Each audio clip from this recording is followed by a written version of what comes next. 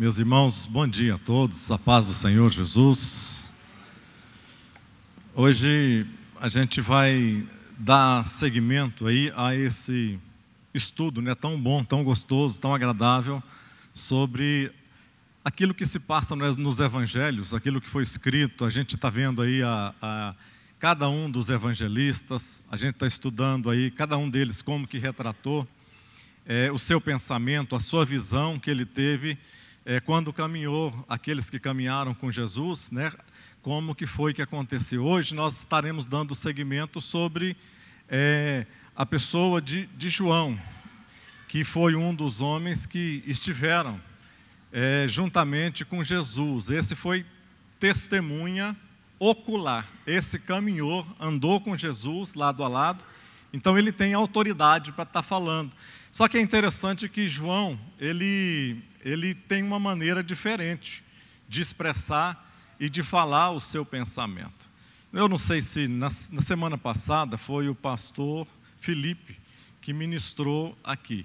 Eu não pude estar, eu não sei o que exatamente ele falou, mas eu gostaria de esclarecer, às vezes, algumas coisas que, às vezes, a gente tem dúvida. Na nossa concepção, parece que, quando a gente vê Pedro, vê aquela turma toda, a gente imagina que os discípulos eram pessoas de idade, né? Pessoas já da minha idade, de 50, de 60 anos. É essa concepção que a gente tem, que é os discípulos de Jesus. E, na realidade, é muito diferente. Jesus, quando ele chama os seus discípulos, ele chama todos eles jovens, eram todos jovens. E João era o mais novo de todos os 12. Mais ou menos aí, alguns acham que ele tinha a idade entre 20 e 24 anos. Talvez Pedro fosse o mais velho, tendo aí aproximadamente 30 anos de idade. Então, todos esses discípulos eram homens jovens. Eram homens que, no caso de João, ele era pescador, o cara que consertava a rede. Camarada que tinha uma empresa, como se tivesse uma empresa, ele e o seu irmão Tiago, eles consertavam redes e eles montaram uma empresa com André e Pedro, que eram também irmãos. Então eles tinham uma empresa pesqueira, que fornecia peixes ali para a cidade de Jerusalém e nos arredores ali. Então Pedro tinha uma atividade, João tinha atividade, André tinha atividade, Tiago tinha atividade.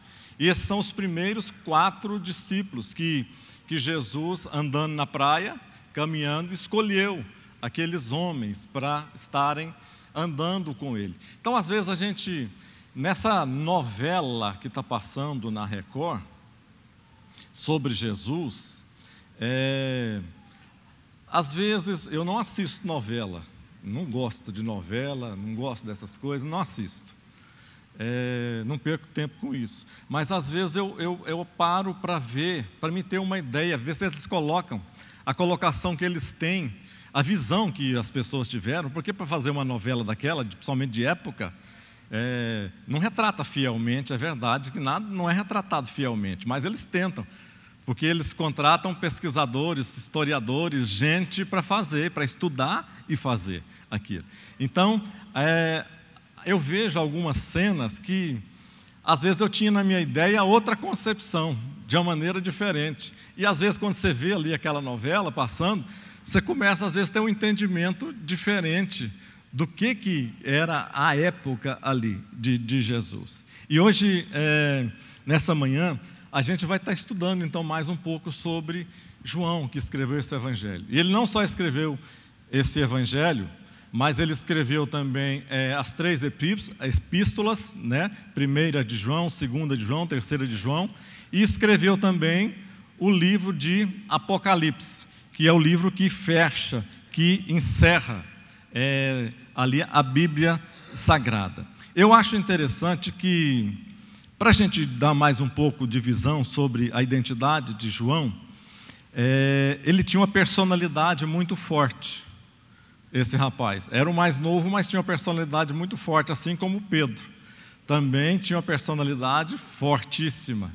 João foi chamado pelo próprio Jesus como filho do trovão. Ou seja, trovão é aquele negócio que você não está esperando, assim, de uma hora para outra explode, né? Você escuta só o barulho acontecer. Então, João foi chamado pelo próprio Jesus de filho do trovão. Outra cena que a gente vê também, para a gente ver como humanos nós somos todos. Às vezes a gente acha que os discípulos eram sobre-humanos, diferentes demais de nós, né? E nada, na realidade eram muito iguais a nós. Olha só, Jesus, quando estava próximo ele estava conversando com os discípulos, e estava próximo de ascender aos céus. Aí parece que João, em umas versões fala que a mãe dele veio, outras fala que ele e seu irmão Tiago estiveram com Jesus e fizeram, bom, se Jesus vai morrer, olha a personalidade e o quanto que Deus faz. É isso que eu acho lindo, maravilhoso na nossa vida, é saber que às vezes muitos de nós tinham uma personalidade completamente diferente antes de conhecer a Jesus. E depois que nós conhecemos a Jesus, isso muda, porque personalidade às vezes é difícil de você mudar. É difícil de você mudar, porque vem de toda uma história do passado até chegar num determinado momento. Às vezes isso é difícil, mas Jesus faz ali uma mudança, uma geral nisso. E isso é o que ele fez com João. Olha o que João fala para Jesus, quando Jesus estava perto de morrer. Ele diz assim: Senhor, não tem como sou lá no seu reino, quando o Senhor, já que você vai morrer mesmo, né? Não tem como no seu reino só arrumar um lugarzinho para mim do lado direito e para meu irmão aqui do lado esquerdo. Ou seja, nos coloca como prioridade aí, né? Nos dá, tira todos os outros discípulos e nos coloca nós dois aí mais de pertinho que o Senhor.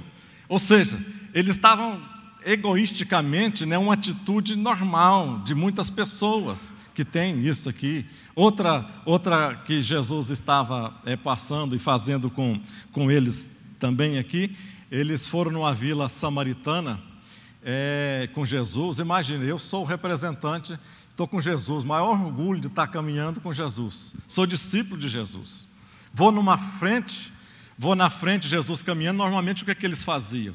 Eles saíam, Jesus queria hospedar em determinada vila, eles iam na frente, chegavam lá e falavam para os moradores, para alguém: olha, o mestre está chegando e gostaria de dormir aqui, você pode organizar? Aí nesse episódio, olha o que João faz também mais uma vez. Ele vai na frente, chega numa vila samaritana. Quando ele chega numa vila samaritana, o samaritano falou para ele o quê? Falou: ó, vocês caem fora daqui. Nós não queremos saber nem de Jesus, não queremos saber nem de você, e não vamos dar pouso, não vamos dar nada aqui, vocês podem ir embora, cai fora. João voltou para trás, mas voltou contrariado, e fala para Jesus, só que ele fala e, como Jesus não fala nada, ele fala assim para Jesus: Senhor, se o Senhor quiser, nós vamos orar para que Deus manda fogo do céu e consuma esse povo inteiro. Ou seja, o camarada realmente, ele tinha uma natureza forte, mas que foi mudada. Esse é o escritor que nós estamos estudando aqui hoje. O homem mudado, o homem transformado, e o homem que deixou incríveis para nós coisas espirituais na nossa vida e para a gente entender aqui.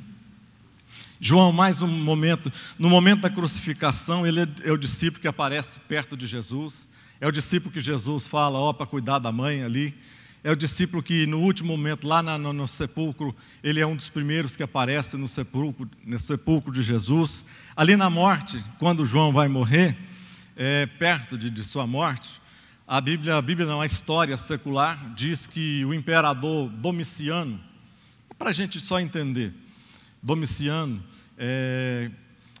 imperador romano, ele manda, como estava a perseguição muito grande dos cristãos, a tradição diz que João chega a ser queimado numa taxa de óleo quente, fervendo, e não morreu. Foi jogado, imagina, jogado numa taxa de óleo e não morreu. Então o imperador Domiciano, manda João ir lá para expulsar esse João, botar ele no meio das feras, botar ele no meio dos bandidos, botar ele no meio de gente ruim, numa ilha que tinha chamado Ilha de Patmos. Então, quando ele coloca João na ilha de Patmos, foi nesse momento que Deus dá a revelação para ele exatamente do livro de Apocalipse. Apocalipse. E quando, um pouquinho mais tarde, João, quando eles falam isso aqui, João já estava mais ou menos aí com 90 anos de idade. Já estava velhinho. Entra um novo imperador que ficou somente 2 anos, chamado Marco Nerva. Ele tira João da ilha de Patmos e coloca João novamente lá na cidade de Éfeso, que era a cidade dele, onde ele pastoreava, onde ele era bispo, onde ele tinha influência. Ele volta então João lá para a cidade de Éfeso. E a tradição diz que depois que entra um novo governador, chamado Trajano, que saiu dessa família dos Césares, entrou esses governadores, mais ou menos na época que ele começa a governar, no ano de 98, depois de Cristo. Então João estava com 90 e tantos anos, João estava. E fala que foi durante o reinado desse Trajano, foi que João veio a falecer, morreu de morte natural. Foi o único dos apóstolos que teve uma morte natural. Todos os outros tiveram execução sumária, todos os outros, sem exceção. Nenhum dos outros 11, todos morreram de execução, foram mortos pelo evangelho que eles pregavam. Vamos mais um pouquinho aqui. Aqui nós vamos estar vendo, e mais um pouco aqui, ele está dizendo que, ao registrar o diálogo nessa introdução, havido entre Jesus e Nicodemos, João explicita a divindade do Messias. O que isto significa?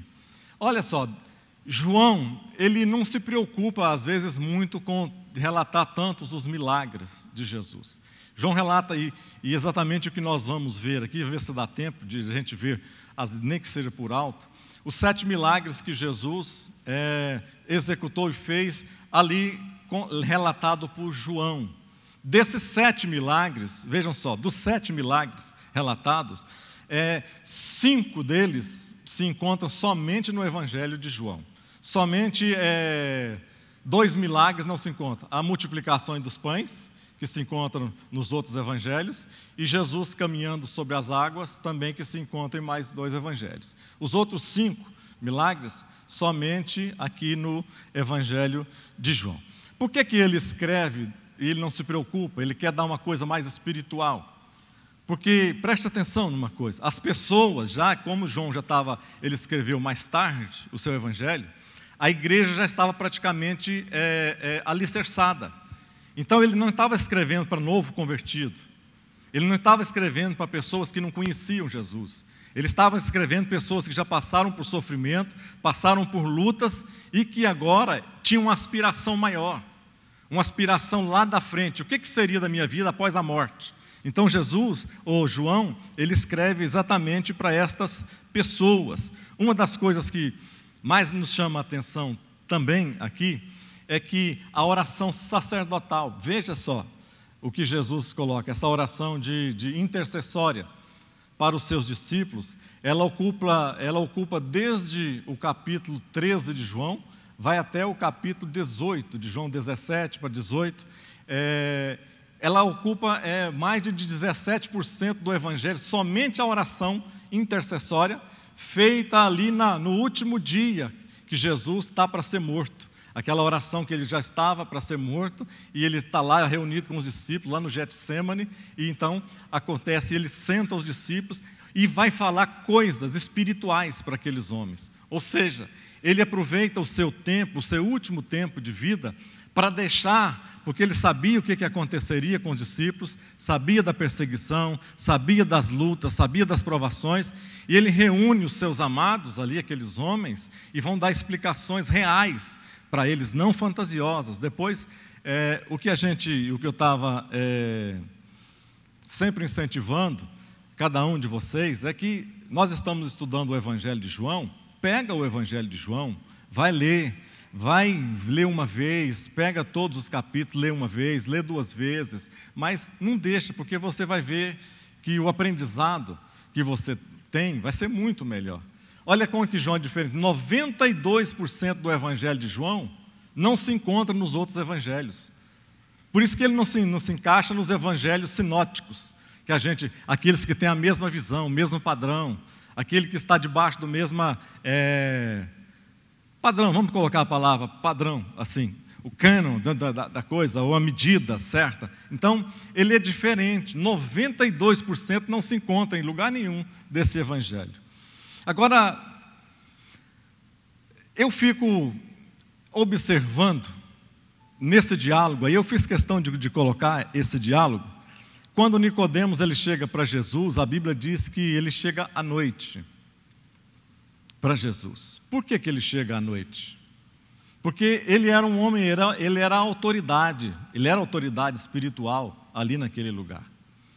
Ele não podia primeiro se expor, mas ele tinha vontade de conhecer a Jesus.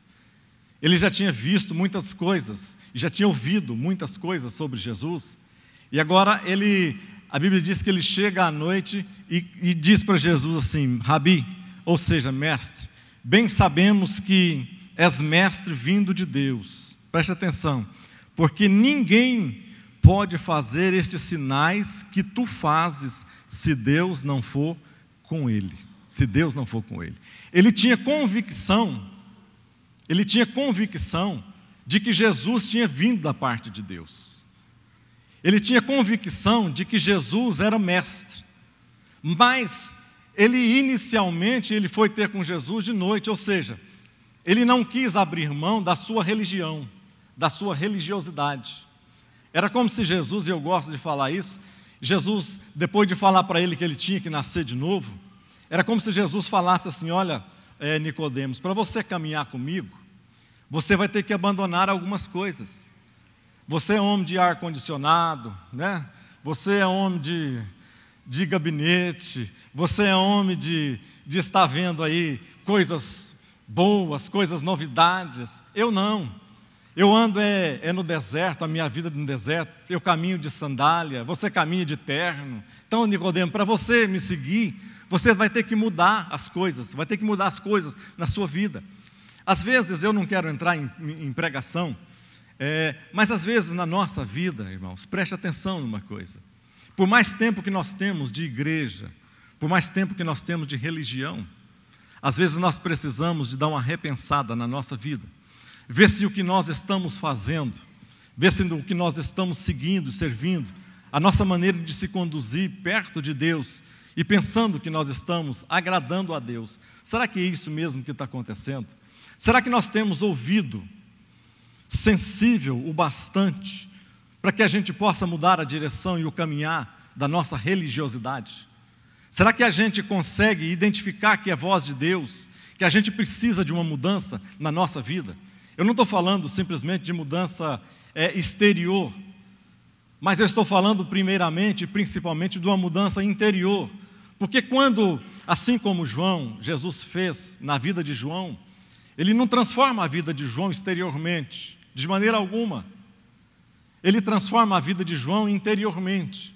E a partir desse momento é que João começa a dar fruto, frutificar de uma maneira diferente. Uma pessoa que vocês viram aqui, que ele tinha um gênio terrível, e que se continuasse desse jeito não chegaria em lugar nenhum. Mas ele deu oportunidade para que a mudança requerida por Deus, para que ele pudesse segui-lo com o coração, isso pudesse ter uma efetividade real na vida dele. Amém? Quantos estão me entendendo? Diga amém. Aqui fala dos milagres, ele começa dizendo sobre os milagres agora. A transformação da água em vinho, ele fala aqui agora que ele quer mostrar que Deus é o Deus da criação. Ou seja, não existe, ele pode criar. Aquilo é o sobrenatural, quando acontece na nossa vida. A gente tem que entender, olha aqui, vamos ver em João capítulo 2, onde ele começa a descrever. Eu coloquei um pequeno texto aqui, alguns versos, para que a gente possa ter uma ideia maior. Diz assim: no terceiro dia, houve um casamento em Caná da Galileia. A mãe de Jesus estava ali. Jesus e os seus discípulos também haviam sido convidados para o casamento. Tendo acabado o vinho, a mãe de Jesus lhe disse: eles não têm o quê? Mais vinho. Eles não têm mais vinho. O que a gente entende aqui começa nesse texto aqui?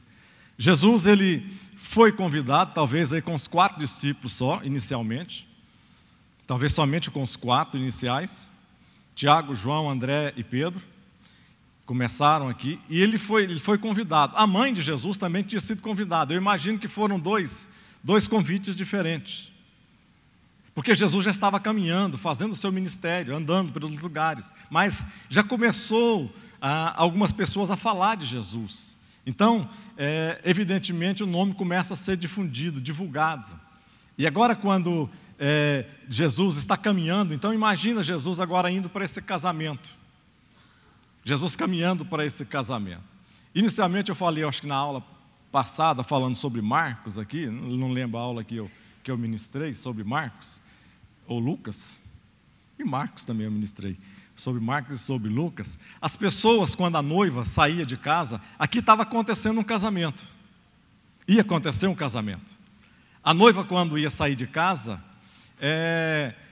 o noivo tinha que pagar um dote, ou seja, tinha que comprar. Era como se uma espécie de comprar aquela noiva. Por quê? A noiva era objeto de trabalho. As mulheres trabalhavam também, enquanto os homens às vezes ficavam em guerra, ficavam em coisa, os serviços ali era feito pelas mulheres. Então, é mão de obra. As mulheres e os escravos e os gentios eram tidos como mão de obra naqueles lugares. Então, quando alguém quisesse requerer a mão de alguém para casar, o que ele tinha que fazer? Ele tinha que pagar um preço para tirar tirar a filha. Ou seja, e estava tirando de dentro de casa uma mão de obra, então ele teria que pagar por aquilo que ele estava tirando ali de dentro. Então, quando está dizendo que Jesus caminhava e estava fazendo e indo para esse negócio, o que ele estava fazendo? Indo para esse casamento, o noivo teria que pagar. Não foi exatamente isso o que Jesus fez por nós? Nós, como igreja, não somos considerados a noiva de Cristo? Sim ou não? Que Ele não pagou um preço alto por cada um de nós, ali naquela cruz do Calvário? Descrito, fiz questão de colocar descrita por Paulo e também por Pedro. Paulo diz assim, porque fostes comprado por um bom preço, glorificai, pois, a Deus, olha assim, no vosso corpo e no vosso espírito, aos quais pertencem a Deus. Quem que pertence a Deus? Quem que pertence? O Espírito. É isso, irmão? Deixa eu perguntar de novo para vocês. Quem que pertence a Deus? Somente o Espírito é de Deus? Não.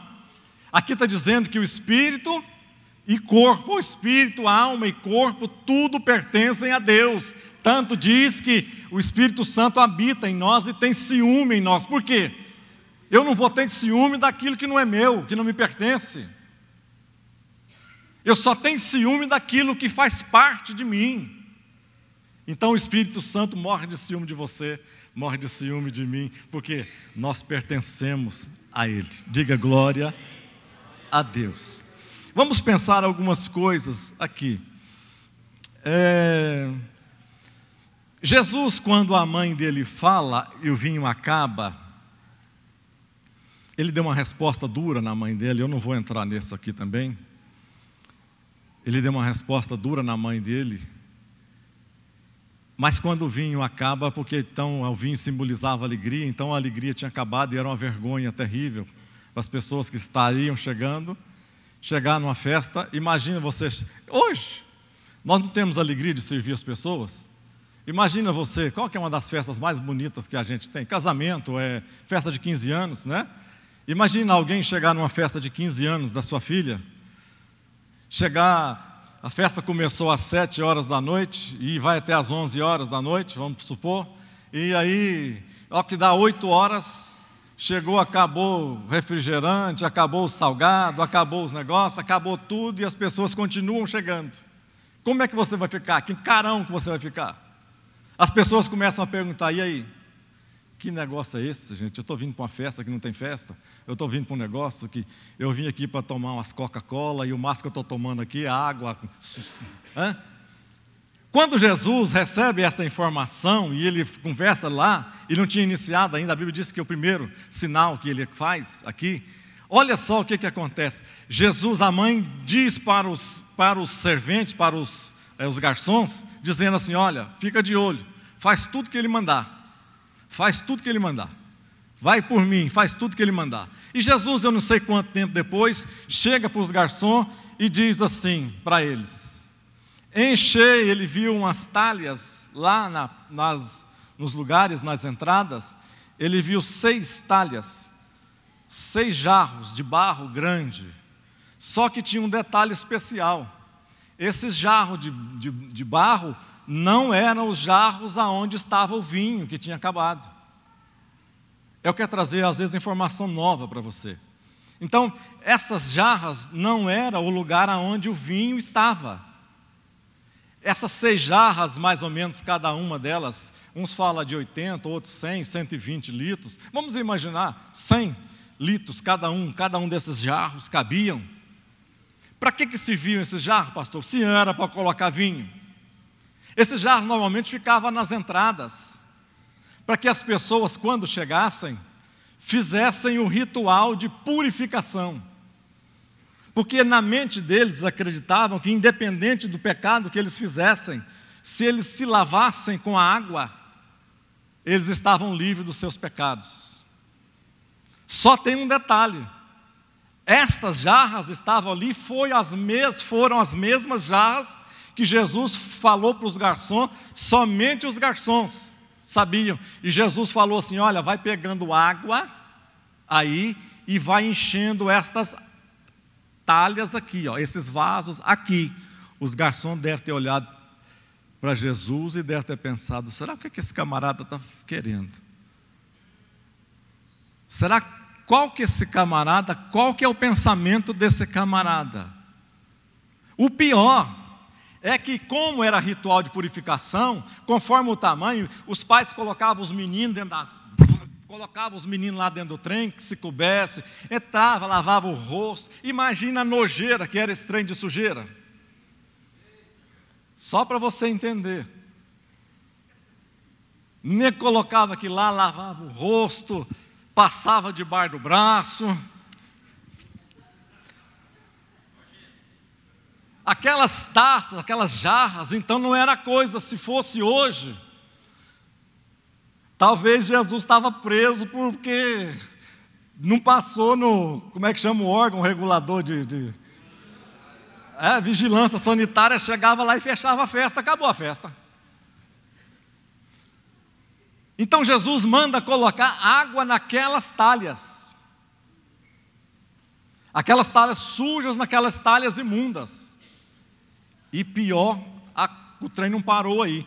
Ele manda colocar água naquelas talhas, e pior, ele manda eles tirar a água agora num jarro menor, e os caras, quando tiram, aquilo lá é vinho?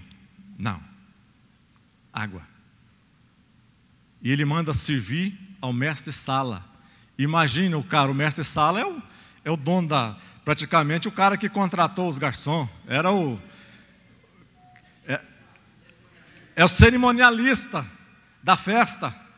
Então imagina agora a situação, os garçons sabem o que está acontecendo, sabem a sujeira que tem naquele negócio, sabem que tipo de água está naquele negócio, e Jesus fala para ele o seguinte: tira a água agora, e vai lá e dá essa água para o mestre Sala. Quando ele começa, aqueles homens não pestanejaram, aquele homem. Eu não sei por qual motivo ele não pestanejou. Ou se foi para, eu vou dar um jeito nesse gesto, e agora ele vai ver. Eu não sei, ou se ele acreditou que Jesus tinha autoridade mesmo. E ele pega aquela água, leva ao mestre Sala. E quando aquele homem começa a colocar aquela jarra, aquela coisa começa a cair, houve uma mudança, houve uma transformação em tudo.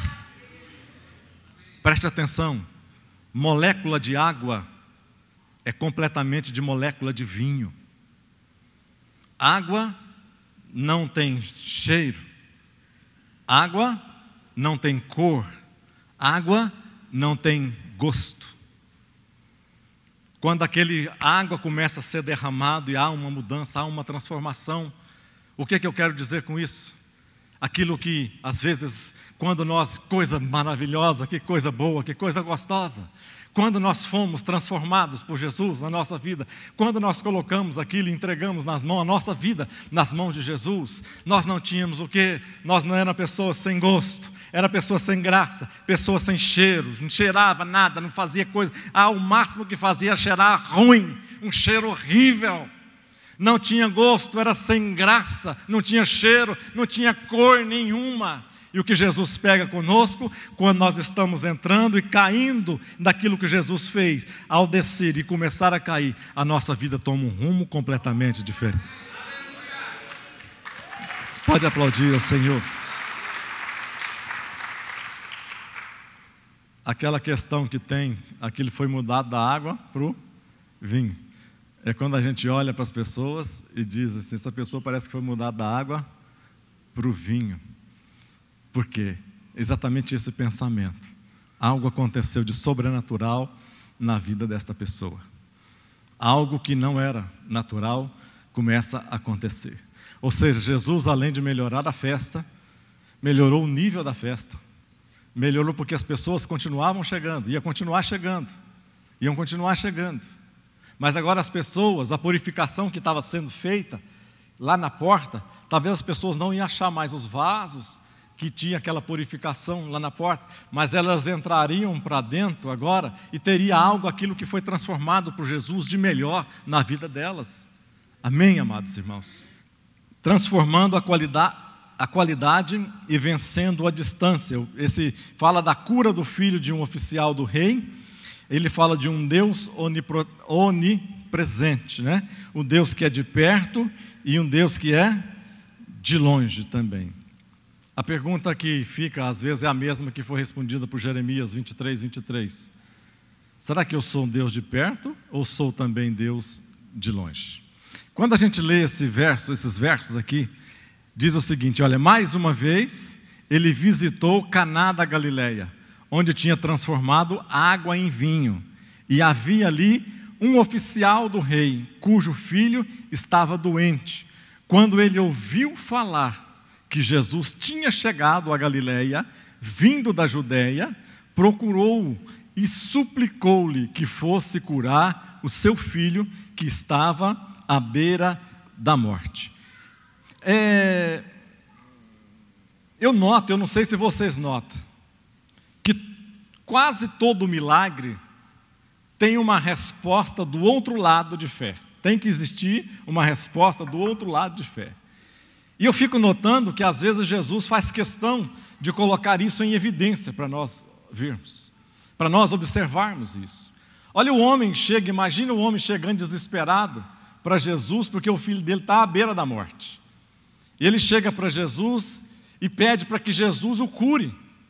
Ou seja, Jesus estava em Caná da Galileia, o lugar do milagre. Ele tinha ido e tinha voltado de novo para Caná da Galileia. Esse homem estava a alguns quilômetros dali, estava em Cafarnaum, outra cidade, distante dali, alguns quilômetros. E ele chega para Jesus desesperado e pede exatamente isso, para Jesus curar o seu filho. Olha o que Jesus responde para ele. Se não virdes milagres, não crereis. Ou seja, o cara está pedindo que Jesus cura o filho dele, e Jesus fala assim, quer dizer que se vocês não verem milagre, não vai crer? Por que isso? Porque os judeus tinham essa mania de só acreditar naquilo que eles estavam vendo. Só acreditavam naquilo, se eu não ver, eu não creio. Às vezes nós fazemos as mesmas coisas, sim ou não? Não é verdade? Se a gente não vê, a gente não crê. E é aqui por isso que ele está dizendo aqui que Deus é um Deus onipresente, um Deus de perto e também um Deus de longe. A vontade que Jesus tinha, preste atenção, era que todos os discípulos fizessem a mesma coisa que aquela mulher, que não está aqui no Evangelho de João, que aquela mulher samaritana, que ele tinha conversado com ela 2 dias atrás. 2 dias atrás, se a gente for ler. O que aconteceu? Aquela mulher não viu coisa alguma. Aquela mulher não viu um único milagre de Jesus. Mas a Bíblia diz que aquela mulher, ela acreditou nas palavras de Jesus. Tanto acreditou nas palavras de Jesus que ela foi na cidade e evangelizou as pessoas, os conhecidos, e trouxeram essas pessoas até Jesus. Então o que Jesus quer de nós? Crer para ver ou ver para crer? Ver para crer ou crer para ver? Crer é muito fácil.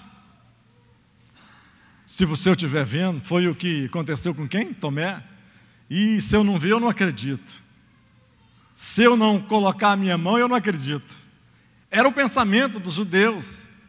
Jesus falou para ele assim: Tomé, olha aqui minha mão. Olha o que Jesus está fazendo.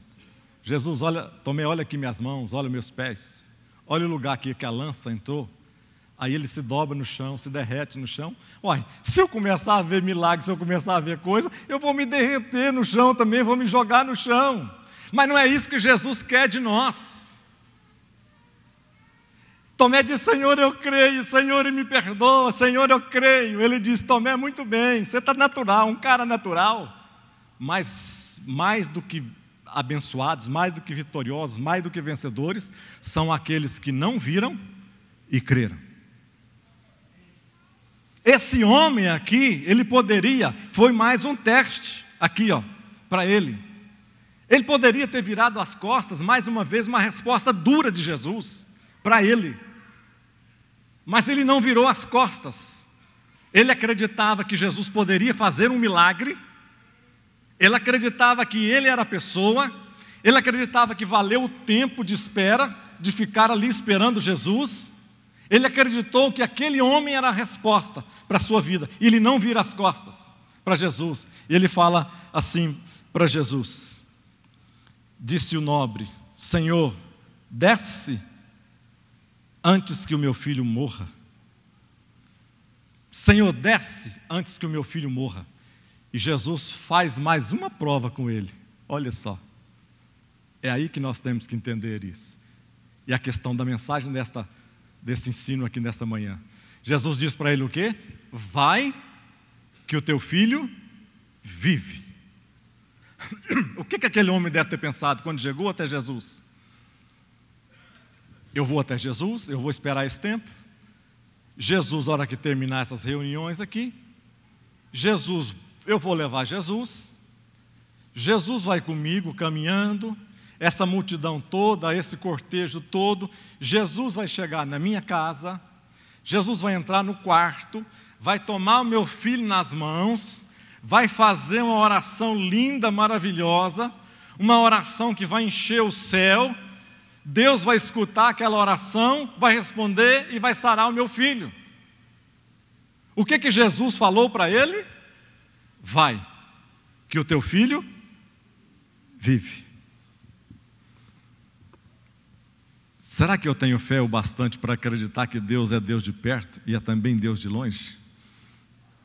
Será que eu tenho bastante fé para acreditar que eu não preciso de realmente ver exatamente todas as coisas, mas se eu tiver uma palavra de Deus e me agarrar com essa palavra de Deus, eu posso ver um milagre de Deus na minha vida?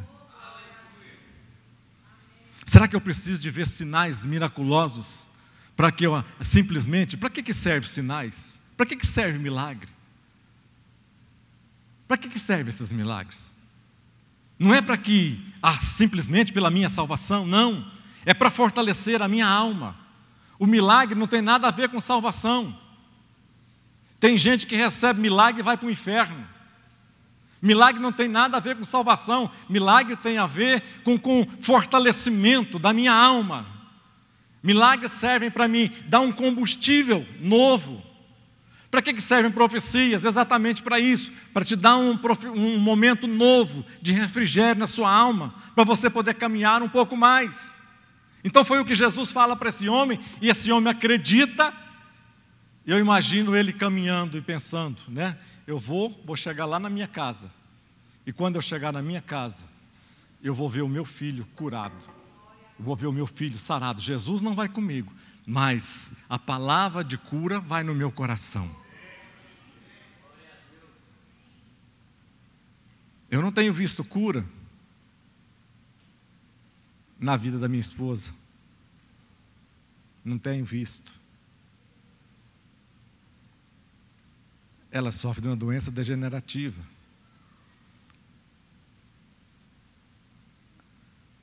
Mas eu tenho crido, tenho recebido palavras, tenho recebido profecias, tenho recebido promessas, tenho orado, tenho buscado a Deus, e eu sei que se essas palavras ficarem guardadas no meu coração, um dia ainda eu vou ver o milagre acontecer na vida dela. Eu vou ver.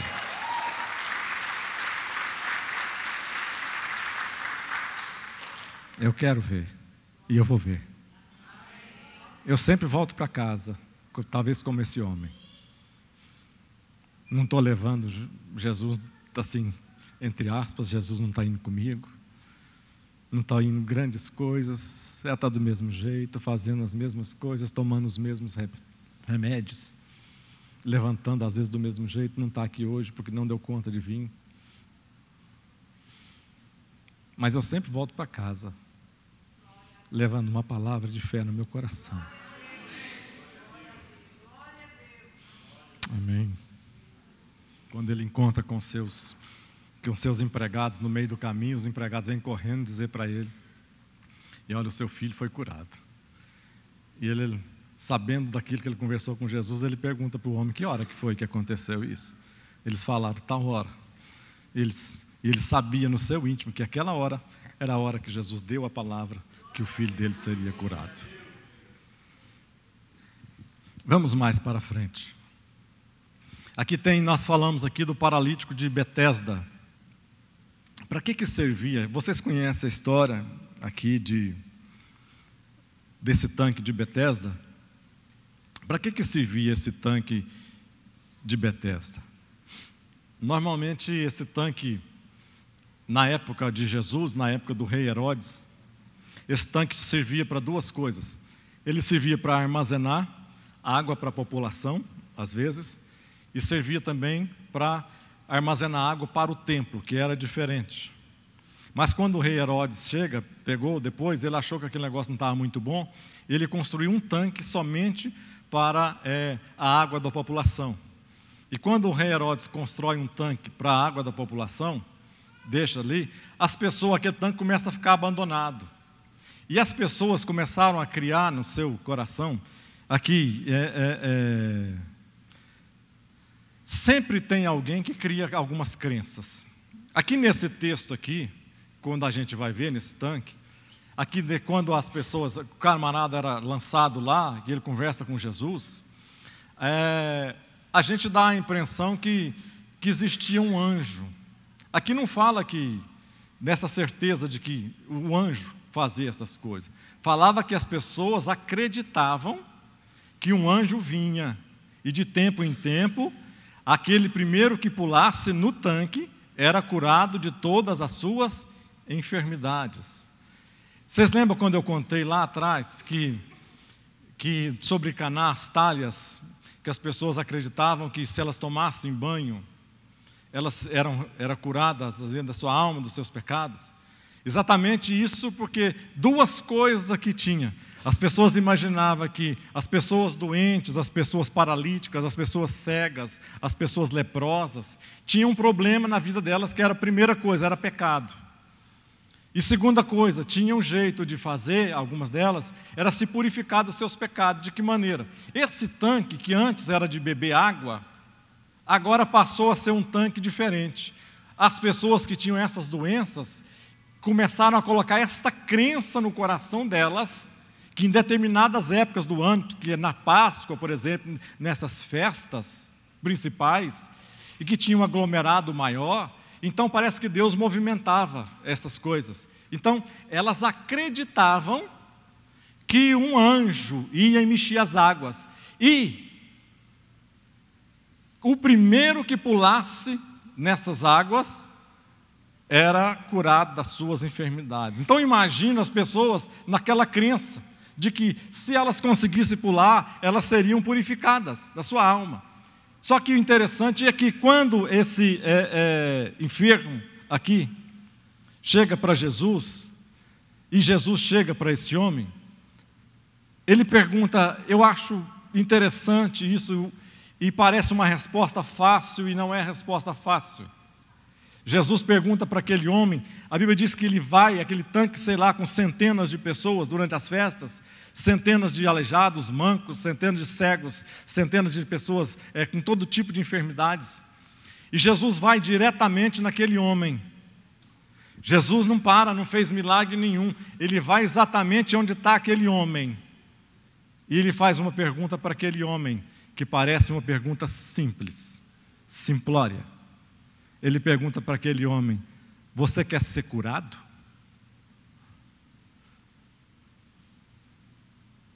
Imagina essa pergunta de Jesus. Será que é simples assim?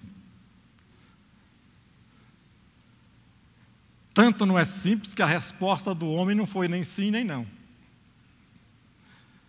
Por que Jesus perguntou para o cego? Olha que coisa mais besta. É o que Jesus fazia às vezes. O cara é cego, não sei quantos anos de cego, nascença. O outro lá com não sei quantos anos de cegueira, Jesus chega para o homem e pergunta, você quer ser curado? Ou o que você quer para outro? Ele fala, o que você quer que eu te faça? Já pensou uma pergunta dessa para alguém que é cego? O que você quer que eu te faça? O cara, não, é que eu estou com um bilhete da Mega Sena, tenho maior vontade, nunca ganhei na Sena, né? Mas a pergunta não é simples, esse homem, tanto que não é simples, que ele não respondeu de maneira correta. Jesus pergunta para ele, você quer... Olha, Jesus chegando e perguntando assim, você quer ser curado? O que o homem tinha que responder?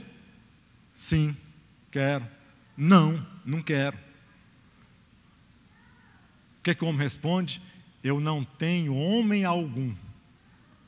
Dependência humana. Eu não tenho homem algum que possa, na crença dele, que possa me pegar aqui, me tomar nos braços e me jogar lá dentro do tanque, mesmo que eu afogue por um tempo, mas eu seja curado. Mas eu não tenho ninguém que faça isso, porque quando eles começam a arrumar um jeito de me jogar, quando eu começo a gritar, aqui, outro vai na minha frente e pula no tanque. Jesus poderia simplesmente ter ignorado isso aqui, totalmente ignorado isso aqui. Mas Jesus não olha para essa pseudo-incredulidade do homem. A Bíblia diz que Jesus faz o quê? Ele cura aquele homem. Por que ele cura aquele homem? Aquele homem tinha quanto tempo? 38 anos. Jesus queria mostrar, não só para aquele homem, mas queria mostrar para todos, que ele era Senhor dos tempos, principalmente do tempo das dores, do tempo da escravidão, do tempo da tristeza, do tempo de todas as coisas. Ou seja, quando ele chegar, independente da cabeça pequena das pessoas. Por que eu falei para vocês que milagre não significa que a pessoa é abençoada? Por que eu falei para vocês que milagre? Por que Jesus não falou para aquele homem assim, ó, vai, que a tua fé te salvou? Como ele falava para as outras pessoas. Aquele homem foi curado, mas mesmo assim não foi salvo. Por que eu sei disso? Porque mais na frente um pouquinho, Jesus encontra, a Bíblia diz que Jesus encontra com ele no templo. Olha só a dificuldade que a gente tem, às vezes, mesmo recebendo bênção de Deus, a gente não conhecer o Deus da bênção da nossa vida. Por que milagre às vezes não faz nada na nossa vida, a não ser o milagre em si? Jesus chega no templo, estão lá os sacerdotes, olha, os sacerdotes brigando, lutando, querendo pegar Jesus, e pergunta para o homem assim, ei, vem cá, quem foi que te curou? Quem foi que fez você trazer essa cura em você? O homem olhou assim para um lado e disse, não sei. Não sei quem me curou. Ou seja, recebeu o milagre, mas não soube, não conhecia, não tinha intimidade, não conheceu a quem o curou. Mais na frente ele chega lá e Jesus no templo encontra com aquele homem. Olha que milagre não significa salvação. Jesus encontra com aquele homem e diz assim para aquele homem, preste atenção, você foi curado. Você foi curado. Você recebeu a bênção. Você recebeu a cura. Vá e não peques mais. Vá e não peques mais, para que não te suceda alguma coisa pior. O que pode ser pior do que ficar 38 anos cego? Hã? O que é pior? Morrer e morrer sem ser salvo. Aquele homem não conheceu a Jesus, não entendeu quem era Jesus, e Jesus diz para ele, agora você vai, mas muda a sua vida. Para de pecar, talvez aquela doença fosse relação com o pecado mesmo. Ele disse, não peques mais, para que não te suceda uma coisa pior. E tanto que o desgraçado não prestava mesmo, que foi só sair dali. Agora aquele que tinha falado que não conhecia Jesus, ele foi, a Bíblia diz que ele foi, não perguntaram, ele foi até o sacerdote e diz assim, foi Jesus quem veio e fez essa cura em mim. E a Bíblia diz, a partir dali, começaram a perseguir Jesus e a tentar matá-lo. Ou seja, o cara recebeu o milagre, recebeu a bênção, não conhecia Jesus, Jesus dá uma dica para ele, e o desgraçado ainda vai lá e entrega Jesus, dizendo, vocês estão procurando é Jesus, é aquele lá, ó. O cara não enxergava, agora enxerga para entregar aos outros. Foi por isso que Jesus fala para ele, cuidado, pode te acontecer coisa pior do que a cegueira. A multiplicação dos pães fala do Deus, sobre o Deus provedor.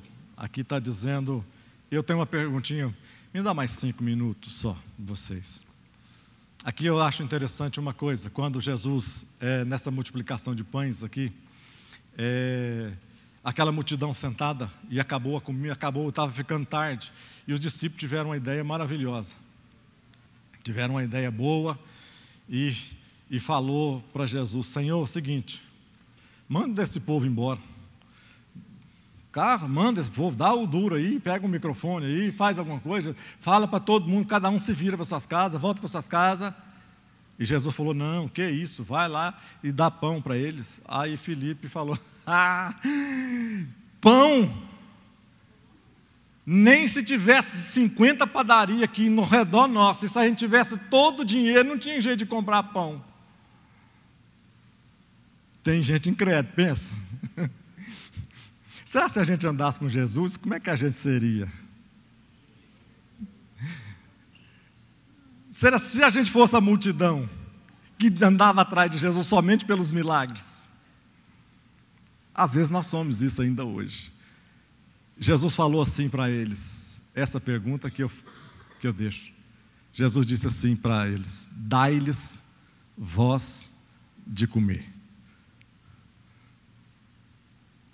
Será que nós temos, vendo as multidões, vendo as pessoas, vendo as famílias, vendo os pecadores, vendo os desnutridos espirituais, vendo as pessoas morrendo, será que nós temos condições de dar alguma coisa para elas de comer? Será que nós temos condições de alimentar a nossa vida, a nossa presença, a nossa palavra, a nossa fé? Será que tem condições de alimentar a vida, a alma de pessoas? Foi o que Jesus quis passar aqui nesse momento para essas pessoas. Dai vós de comer. Padaria eu sei que não tem nada aqui perto. Mas por que vocês não dão para comer alguma coisa de comer? Sobrepujando as leis naturais, o Senhor da natureza, que fala do milagre de Jesus andando sobre o mar, que os discípulos ficaram com medo quando viram Jesus, porque naquele tempo as pessoas acreditavam que quando Jesus veio, Jesus foi orar na montanha, os discípulos, eles imaginavam que Jesus ia contornar o lago e iria com eles lá do outro lado do lago. E Jesus passa 1 hora, 2 horas, 3 horas, 4 horas eles remando, nada, e o vento começa a dar, e o vento começa a ficar difícil, a noite chegada, e nada acontece, Jesus não aparece, e eles não chegam no lugar determinado, porque o vento era contrário.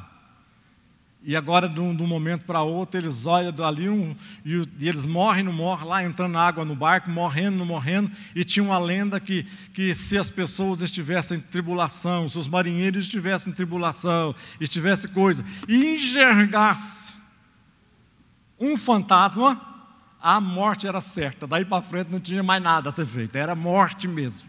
Era barco afundava e morria mesmo, não tinha um jeito. E eles estão vendo, e o barco, aquela luta tremenda, vai lutando, a água entrando, tudo entrando, e quando é fé, um olha para o lado e vê um vulto, pronto, é um fantasma, estamos fritos, agora morre mesmo. E Jesus fala para ele, não tema, não é fantasma, sou eu, né? Sou eu. Vamos mais aqui, e a gente vai encerrando, eu acho. O caminhar sobre as águas. E aqui fala da cura de um cego de nascença. Esse aqui também eu acho muito, muito interessante, esse milagre que Jesus fez aqui. Na cura de um cego de nascença, o restaurador da visão, física e espiritual. João 9, 10 e 11 diz assim, então perguntaram para o homem, como foram abertos os seus olhos? Interrogaram eles. Ele respondeu, o homem chamado Jesus, misturou terra com saliva, colocou nos meus olhos e me disse que fosse lavar-me em Siloé. Fui, lavei-me e agora vejo. Amém. Você já reparou, quando a gente está falando de cegueira, você já reparou nas multidões, e nós somos parte dessa multidão que passa pelas pessoas. O cego eram as pessoas que ninguém dava moral, ninguém entendia, eram zero esquerda. Mas você já reparou que às vezes nós fazemos as mesmas coisas? Você já reparou que às vezes nós andamos nas ruas e tem pessoas que ficam invisíveis para nós? São invisíveis. Praticamente são invisíveis. Se às vezes tiver uma pessoa que é um pastor daqui, sei lá, se eu vestir outra pessoa, o pastor Salmo, o pastor Roberto, o pastor Leandro, vestir uma roupa, ficar num sinal, vendendo balinha, colocar um chapéu, alguma coisa, ou está varrendo rua, ou está fazendo alguma coisa, pedindo uns trocados, esmola no sinal, fazendo alguma coisa. Você já viu que essas pessoas se tornam invisíveis? A gente não dá muita atenção, não dá muita moral?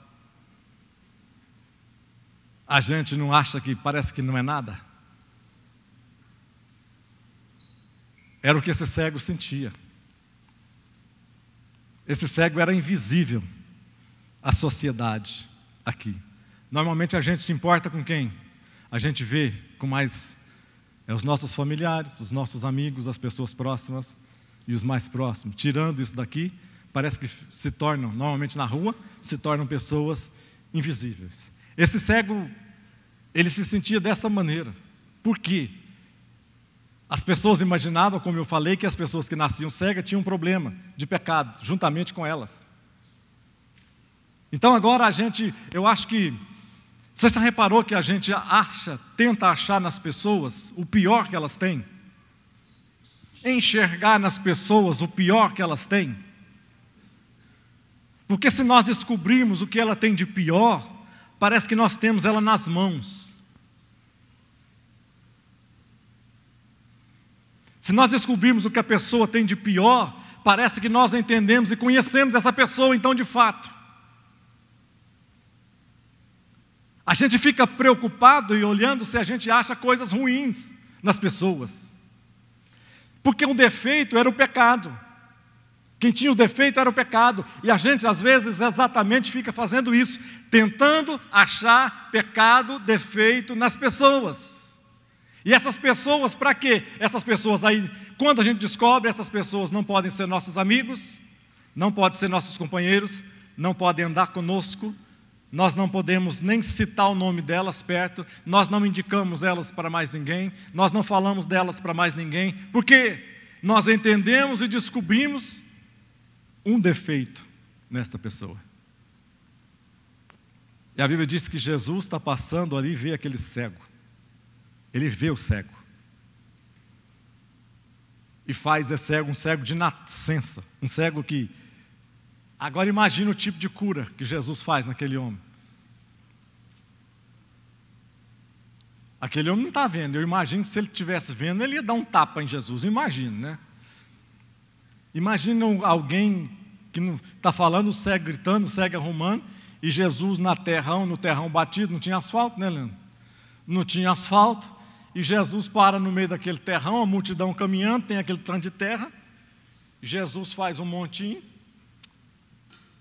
Tu quer ser curado, é isso?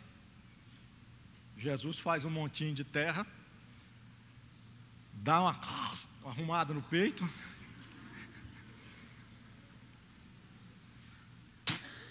dá aquela cuspidona lá no chão, e os outros olhando, e ele fazendo um barrinho, um lodo, misturando aquela meleca toda. Pega aquela meleca na mão, e os povos não estão contando para o cego, né? Não está contando o que está acontecendo, porque eu acho que se estivesse contando o que está acontecendo, o cego não ia querer ser curado ali daquele jeito, de jeito nenhum. E Jesus pega aquela prasta de trem, taca no olho do cego, e borrifa dele, arruma, passa, faz uma máscara hidratante nele, e diz para ele: tu quer ser curado? Então faz o seguinte, o cara não foi curado na hora também, mais uma vez não foi curado na hora. Ele disse: realmente você quer ser curado? Quero. Então vai lá no tanque de Siloé, lava e você vai ser curado. A Bíblia diz que o homem creu naquela palavra, com aquela lambança, aquela meleca no rosto, andou, foi lá, limpou aquele trem, babou nas mãos dele, ele foi arrancando aquele trem saindo, ó, que ele foi arrancando aqueles negócios de terra. Quando ele tira aquele negócio que esfregando no olho dele, ele abre os olhos e começa a ver. Vamos ficar de pé nessa manhã.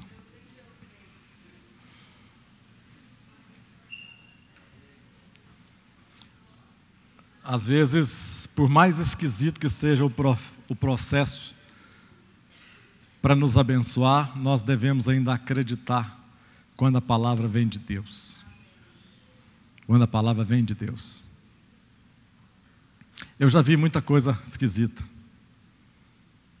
Tem visto muita coisa esquisita. Tem coisas que eu não estou acreditando, tem coisas que eu acredito. Tem coisas que a minha fé é pequena. Tem coisas que eu vejo e digo: isso não é de Deus. Tem coisas que eu quero falar para as pessoas, eu quero murmurar, quero dizer, quero concordar com pessoas. E eu peço para Deus: Senhor,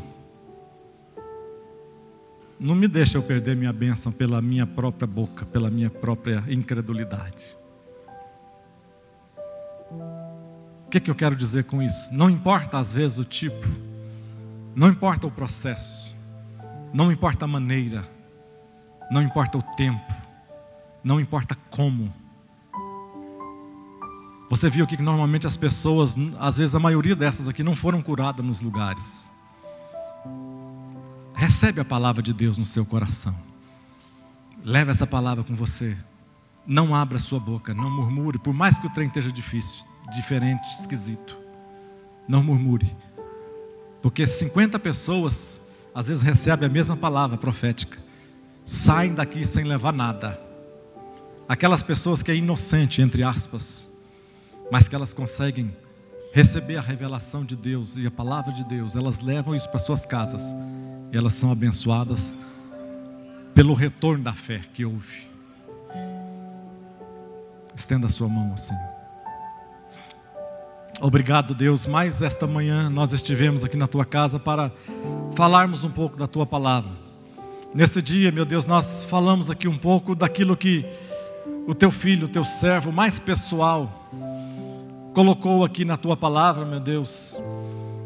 O teu evangelho e o teu evangelista João, um homem que foi teve um coração duro, teve palavras esquisitas, teve atitudes esquisitas, mas no final, depois que o Senhor transforma a vida dele, foi aquele mesmo homem que deitou um dia no teu peito, ouviu o teu coração.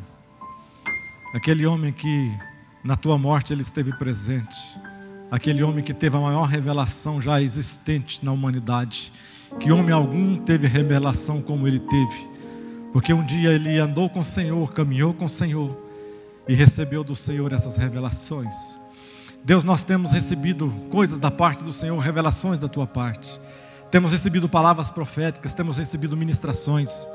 Senhor, nos ajuda, que possamos receber estas palavras, ó Pai, e que essas palavras possam achar guarita em nossos corações, e que a gente possa sair de onde quer que nós estejamos e levar esta palavra, e que a gente possa voltar contando os milagres, dizendo que Deus me ouviu a minha oração, ouviu o meu clamor e realizou um milagre na minha vida. Te agradeço nesta manhã, meu Deus, por cada vida, por cada pessoa que está aqui. Te louvo porque nós somos a tua igreja, templo do Senhor. Te agradeço porque nós podemos nos reunir, somos irmãos. Nós podemos estar aqui, ter as mesmas palavras no nosso coração. Mas eu quero que o Senhor alinhe, Senhor, cada palavra dessa no coração de cada pessoa, e que possamos pensar e receber do Senhor e fortificar as outros. Em nome de Jesus te agradecemos. Amém. Que Deus vos abençoe, meus amados irmãos, em Cristo Jesus.